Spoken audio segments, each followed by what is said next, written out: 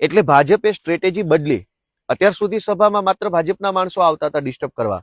કેશોદમાં પ્રવીણભાઈની સભામાં, ચૈતરભાઈની સભામાં, ઈશુદાનભાઈની મોરબીની સભામાં, મારી સભામાં રાજકોટમાં અને ગાંધીધામમાં આટલી જગ્યાએ સભામાં ભાજપના માણસોએ આવી હો હલ્લો કર્યો. પરંતુ ગઈકાલે સ્ટ્રેટેજી ભાજપે બદલી. ભાજપે કોંગ્રેસના માણસને સભામાં મોકલ્યો, જેથી કરીને હવે ભાજપનું ખરાબ ના દેખાય અને એવું લાગે કે આ તો કોંગ્રેસ વાળા વિરોધ કરે છે. એક કોંગ્રેસી માણસને મારી સભામાં મોકલી અને એને એવું કહેવામાં આવ્યું કે ભાઈ તારે આ સભાને ડિસ્ટર્બ કરવાની છે, જેથી કરીને એવું. હેલો નમસ્કાર મિત્રો, મારા વિડીયોમાં તમારું સ્વાગત છે. કોંગ્રેસના વ્યક્તિએ જે ગોપાલ ઇટાલિયાની સભામાં જૂતું ફેંક્યું તેના વિશે ગોપાલ ઇટાલિયાએ શું કીધું તે વિડીયોમાં તમે જો અને વિડીયો પૂરો જોજો. તો વિડીયો તમને ગમે હોય તો વિડીયોને લાઇક, શેર અને સબસ્ક્રાઇબ જરૂરથી કરજો આવા જ નવા વિડીયો જોવા માટે. નમસ્કાર મિત્રો, હું છું ગોપાલ ઇટાલિયા.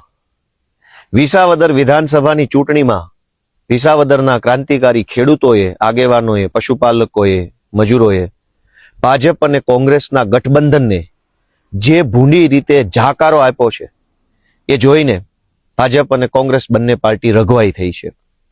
વિસાવદર વિધાનસભાની ચૂંટણી વખતે હોટલમાં બેસીને કોંગ્રેસ પાર્ટીના લોકોએ જે રીતે પૈસા વેચી અને ભાજપના સમર્થનમાં કામ કર્યું અને કોશિશ કરી કે ગોપાલ ઇટાલિયા હારી જાય, પણ એ કોશિશ નિષ્ફળ ગઈ અને ભાજપ અને કોંગ્રેસ બંનેને એકદમ શરમજનક હાર મળી. ત્યારથી આ બંને લોકોએ ષડયંત્રો ચાલુ કર્યા છે. તમે જોશો કે વિસાવદર વિધાનસભાની ચૂંટણી પૂરી થયા પછી મોરબીમાં, રાજકોટમાં, ગાંધીધામમાં, ચૈતરભાઈની સભામાં, પ્રવીણભાઈ રામની સભામાં, કેશોદ ખાતે અલગ અલગ અનેક સભાઓમાં ભાજપના માણસો આવીને અમારી સભાઓને ડિસ્ટર્બ કરવાનું, સભાઓને અંદર દુષ્કૃત્ય કરવાનું, સભાઓની અંદર આવી અને હલ્લાબોલ કરવાનું કે પ્રશ્નના નામે અરાજકતા ફેલાવવાનું કામ ભાજપના માણસો કરતા હતા. પણ ભાજપના માણસો અમારી સભામાં આવીને સભા ડિસ્ટર્બ કરવાની કોશિશ કરતા હતા. એ જોઈને જનતા નારાજ થઈ કે ભાજપ વાળા આ ધંધો કરે છે અને આ યોગ્ય નથી. ગોપાલ ઇટાલિયા જીત્યો છે તો એ જનતાના આશીર્વાદથી જીત્યો છે. એટલે ભાજપે સ્ટ્રેટેજી બદલી. અત્યાર સુધી સભામાં માત્ર ભાજપના માણસો આવતા હતા ડિસ્ટર્બ કરવા. કેશોદમાં પ્રવીણભાઈની સભામાં, ચૈતરભાઈની સભામાં, ઈશુદાનભાઈની મોરબીની સભામાં, મારી સભામાં રાજકોટમાં અને ગાંધીધામમાં આટલી જગ્યાએ સભામાં ભાજપના માણસોએ આવી હો હલ્લો કર્યો. પરંતુ ગઈકાલે સ્ટ્રેટેજી ભાજપે બદલી. ભાજપે કોંગ્રેસના માણસને સભામાં મોકલ્યો, જેથી કરીને હવે ભાજપનું ખરાબ ના દેખાય અને એવું લાગે કે આ તો કોંગ્રેસ વાળા વિરોધ કરે છે. એક કોંગ્રેસી માણસને મારી સભામાં મોકલી અને એને એવું કહેવામાં આવ્યું કે ભાઈ તારે આ સભાને ડિસ્ટર્બ કરવાની છે, જેથી કરીને એવું લાગે કે ભાજપ વાળા નથી, આ તો કોંગ્રેસ વાળા છે. સ્ટ્રેટેજી ભાજપે બદલી છે, પણ વાત તો એની એ જ છે કે ભાજપ અને કોંગ્રેસ બંને ભેગા મળીને આમ આદમી પાર્ટીને ગુજરાતમાં આગળ વધતી રોકવા માંગે છે. કારણ કે છેલ્લા 30 વર્ષોથી ભાજપ અને કોંગ્રેસ બંને પાર્ટીઓએ ભેગા મળીને જનતાનું શોષણ કરવાનું કામ કર્યું છે. ભાજપે જનતા ઉપર દમન કર્યું, ભાજપે જનતાનું શોષણ કર્યું, ભ્રષ્ટાચાર કર્યો, તાનાશાહી કરી. એનો વિરોધ કરવાના બદલે કોંગ્રેસે એનું કમિશન લઈ લીધું અને આ ભાગીદારીનો ખેલ 30 વર્ષોથી ચાલતો હતો. એ ખેલ હવે આમ આદમી પાર્ટીના આવવાથી બંધ થઈ રહ્યો છે. ખેલ બંધ થઈ રહ્યો છે, ફ્રેન્ડલી મેચ બંધ થઈ રહી છે. એટલે બંને રઘવાયા થઈ અને આ કામ કરી રહ્યા છે.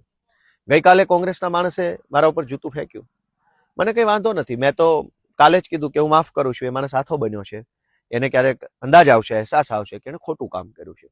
કેટલાક લોકોએ મજા લીધી અને એવું કીધું કે ભાઈ ગોપાલ લઈ પેલા આવું કરતો હતો અને આમ હતું તેમ હતું. હું એનો તો જવાબ આપું જ આપું, પણ એની પહેલા કે ગઈકાલે જે ઘટના બની એમાં મારું લગભગ 10 થી 15-20 મિનિટનું ભાષણ મારું આગળ વધી ચૂક્યું છું. 15 મિનિટથી હું બોલતો હતો, તમે વિડીયોમાં જોઈ શકશો. અનેક ચારે બાજુથી લોકો મોબાઈલમાં રેકોર્ડિંગ કરતા હતા. ક્યાંય સ્ટેજની આજુબાજુ, આગળ પાછળ, ઉપર નીચે, દૂર દૂર સુધી પોલીસ વાળા કઈ ઉભા નતા. મારું પોતાનું ધ્યાન હતું, કેમ કે હું તો સાવ આગળ આવીને ઉભો વાત કરતો હતો. અચાનક જ મારું 10-15 મિનિટનું ભાષણ પૂરું થયું.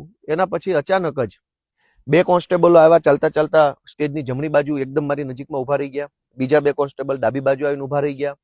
એક પીઆઈ આવ્યા, એક એએસઆઈ આવ્યા, એક સબ ઇન્સ્પેક્ટર આવ્યા.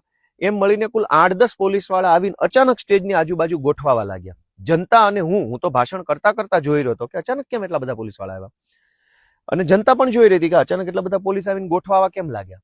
કશું જ નતું, કોઈ સિંગલ પોલીસ વાળો માણસ સ્ટેજની આજુબાજુ નતા. 15 મિનિટના ભાષણ પછી અચાનક પોલીસ વાળા આવ્યા. એ પોલીસ વાળા પોતે જ આ કોંગ્રેસી માણસને લઈને આવેલા. કોંગ્રેસી માણસ આવીને ટોળામાં બેઠો અને પોલીસે જેવો ઈશારો કર્યો તરત જ એણે એનું જે કઈ કામ હતું એ કર્યું.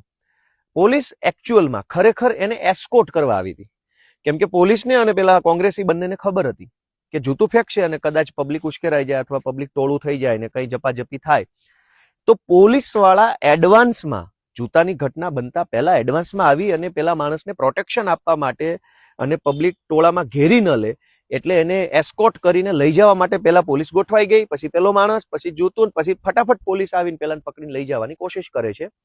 એ દરમિયાન જનતાનું ટોળું થયું અને પછી તો ટોળામાં તો શું બોલવાનું, શું થયું શું ના થયું. એનો સીધો અર્થ એ છે કે કાર્યકર્તા કોંગ્રેસી છે, પણ પોલીસે કોના કહેવાથી કોંગ્રેસી કાર્યકર્તાને સપોર્ટ આપ્યો? ભાજપના કહેવાથી.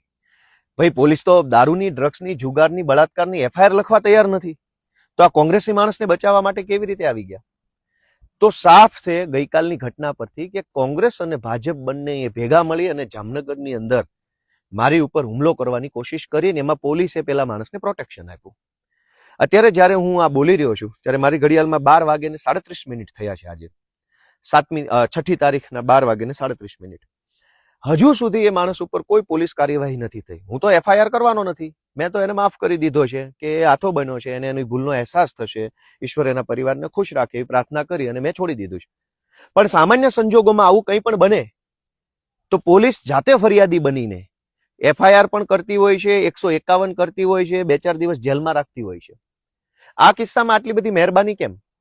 અમારા આમ આદમી પાર્ટીના ધારાસભ્ય હેમંત ખવા પહેલા કોંગ્રેસ પાર્ટીમાં કામ કરતા હતા, એટલે આ ભાઈ પણ કોંગ્રેસી છે, એટલે બંનેના જૂના ફોટા લાવી અને ટીવીમાં એજન્ડા ચલાવવામાં આવ્યો કે આમાં શું છે શું છે શું છે. ભાઈ આસારામની સાથે પણ નરેન્દ્ર મોદીનો ફોટો છે, તો શું એનો અર્થ શું કાઢવાનો? સુરતની અંદર ડ્રગ્સ વેચતા રંગે હાથ પકડાયેલા અમિત આહિરની સાથે ગુજરાતના ગૃહમંત્રીનો ફોટો છે, તો શું સમજવાનું? તો ફોટાઓ આજકાલ કોઈ પણ પબ્લિક પ્રોફાઇલના માણસો છે એના ફોટાઓ કેટલાક લોકો સાથે હોતા હોય છે, પણ સવાલ એ નથી કે આ કોંગ્રેસી માણસ જે જામનગરમાં આવ્યો હતો એનું કોની સાથે ફોટો. સવાલ એ છે કે પોલીસ એને એટલી બધી મહેરબાની કેમ? કમસે કમ 151 તો પોલીસે કરવી જોઈતી હતી, પોલીસે 151 પણ નથી કરી. હવે તમે વિચારો કે હર્ષ સંઘવીની સભામાં કોઈ જૂતું ઉછાળી જાય તો શું પોલીસ જવા દેશે? નહીં જવા દે. હર્ષ સંઘવી તો ફરિયાદી નહીં બને, પણ પોલીસ ફરિયાદી બનશે. શું કામ? કેમ કે એમને મેડલ જોતા હોય છે, પ્રમોશન જોતા હોય છે, હર્ષ સંઘવી સાહેબની નજરોમાં ગુડ બોય બનવું હોય છે, કેટલાક લોકોને કમરના પટ્ટા ગળામાં પહેરવા હોય છે. તો દોસ્તો આ ઘટનામાં સાફ છે કે ભાજપવાળા, ભલે ભાજપના નેતાઓનો તો ધંધો જ આવો છે કે અમે કોઈ ષડયંત્ર કર્યું, અમે કોઈ આમ તેમ કર્યું. ભાઈ અમે ષડયંત્ર કર્યું છે તો તમે પકડો એ માણસને, એની પર એફઆઈઆર કરો, એની પાસેથી તપાસ પુરાવા લઈ લો, વોટ્સએપમાં, ફેસબુકમાં, ફોનમાં કોની યારે વાત કરી છે, કોને ષડયંત્ર ગોઠવું, કોને પૈસા આપ્યા નથી આપ્યા, છોડી કેમ દીધો?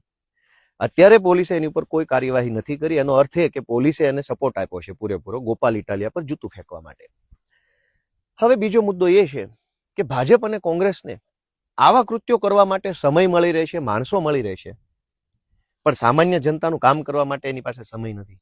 ગુજરાતમાં માવઠું આવ્યું, હજારો ખેડૂતોને આજની તારીખમાં કાણી કોડી મળી નથી.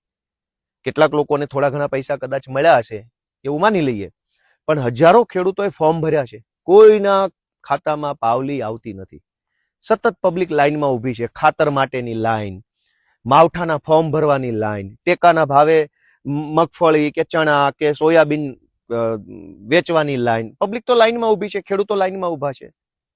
ખેડૂતોની લાઈન છે ત્યાં કંઈક મદદ કરવાના બદલે ભાજપ અને કોંગ્રેસ બંને ભેગા મળી આમ આદમી પાર્ટીને રોકવાની કોશિશ કરે છે. આ તો દુર્ભાગ્ય છે. અને કેટલાક લોકોએ મજાક લેવાની કોશિશ કરી કે ભાઈ કર્મનો સિદ્ધાંત લાગુ પડી ગયો છે, ગોપાલ ઇટાલિયાને જૂતું પડ્યું છે. સરસ, કઈ વાંધો નહીં, એમાં શું ખોટું છે? કર્મનો સિદ્ધાંત એ નથી. પ્રદીપસિંહ ઉપર જૂતું ફેંકનાર વ્યક્તિ છે એ વ્યક્તિ કોઈ રાજકીય પક્ષમાં ત્યારે નહોતો. જે દિવસે આ ઘટના બની, જે તારીખે, ત્યારે એ માણસ કોઈ પાર્ટીમાં નહોતો, એટલે બિલકુલ બિન પોલિટિકલ ઘટના હતી. જ્યારે ગોપાલ ઇટાલિયા પર જૂતું ફેંકનાર માણસ તો કોંગ્રેસી છે અને પોલીસના સપોર્ટમાં આવેલો છે. એ કોઈ મરદ માણસ નથી, એ તો સ્ત્રૈણ માણસ છે. એ એકદમ ડરપોક માણસ છે, કાયર માણસ છે. પોલીસના ટોળામાં આવીને હુમલા કરી જાય તો કાયરોનું કામ છે. એ મરદના બચ્ચા હો તો આવું જોઈએ એકલા. પોલીસ પ્રોટેક્શન લઈને શું કામ આવો છો? પ્રદીપસિંહની જે ઘટના બની છે એ ઘટના બિન પોલિટિકલ માણસ છે. એનું આજ દિવસ સુધી એ ઘટના બની તે દિવસે કઈ પાર્ટીના કયા નેતાના કહેવાથી કર્યું તે ઘટના બહાર સામે નથી આવી, એટલે કે એ બિન પોલિટિકલ છે.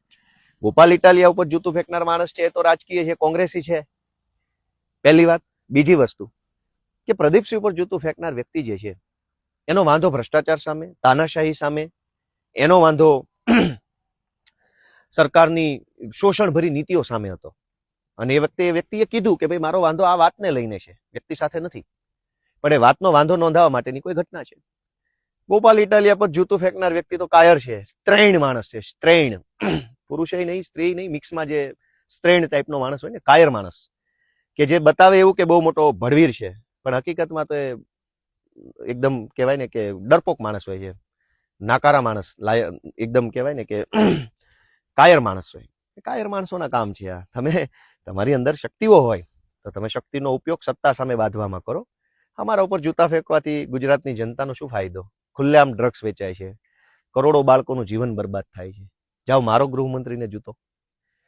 આજે ગુજરાતની શિક્ષણ વ્યવસ્થા ખાડે ગઈ છે, દવાખાનાઓમાં છોકરાઓનું બેમોત મરી રહ્યા છે, લોકોને સારવાર નથી મળતી.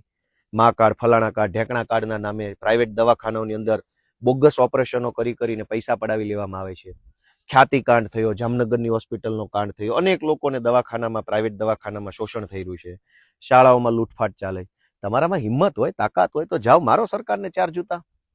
પણ તમે એકદમ કાયર માણસ છો, ડરપોક માણસ છો, તમે શિયાળ છો, તમે કોઈ મરદ માણસ નથી. તમે પોલીસની આડમાં, પોલીસના પ્રોટેક્શનમાં જે કૃત્ય કર્યું એ કાયરતાપૂર્ણ કૃત્ય છે. અને મરદ માણસો એને કહેવાય જે વિધાનસભામાં જઈને ખુલ્લી છાતીએ પડકારની સામે હજારો લાખો કરોડોના સુરક્ષા ઘેરાની વચ્ચે તે પોતે પોતાના વિચારો પર અડગ ઉભા રહે અને વિધાનસભામાં જઈ, અંગ્રેજોની એસેમ્બલીમાં જઈ અને કામ કરી આવે. ભગતસિંહને નીડર માણસ કહેવાય, એવું કામ કરનાર નીડર કહેવાય. કાયરોની જેમ આવીને ટોળામાં બેસી જાય એ કઈ બહાદુર માણસની નિશાની નથી. કોંગ્રેસના કાર્યકર્તાઓની વિનંતી છે કે તમે 30 વર્ષ સુધી ભાજપની સાથે મળી જનતાનું ઘણું શોષણ કર્યું છે, હજુ મહેરબાની કરો. આવું બધું કરવાથી, ભાજપનો હાથો બનવાથી તમને કોઈ ફાયદો નથી. હું આજે ગુજરાતની જનતાને એક વિનંતી કરું છું કે આ ભાજપ કોંગ્રેસની જોડીને ઓળખો. અમે તો જીવનમાં એવું કંઈ ખોટું કામ કર્યું નથી, છતાંય ભાજપ કોંગ્રેસ બંને મળી અનેક જગ્યાએ અમારા કાર્યકર્તાઓ પર હુમલા કરાવી રહ્યા છે. એમાં ભાજપ મેઇન છે. અત્યાર સુધી ભાજપ હુમલો કરતું હતું, હવે ભાજપ વાળાએ કોંગ્રેસ વાળાને ભાડે રાખીને હુમલો કરાવવાનું કામ કર્યું છે. કોંગ્રેસના માણસો હાથો બની રહ્યા છે. એટલે હું આજે ગુજરાતભરની જનતાને વિનંતી કરું છું કે લોકો જાગૃત બને. મુદ્દાની રાજનીતિ જે આમ આદમી પાર્ટી કરી રહી છે એને જનતા સપોર્ટ આપે એવી મારી લાગણી વિનંતી છે. સૌને મારા નમસ્કાર.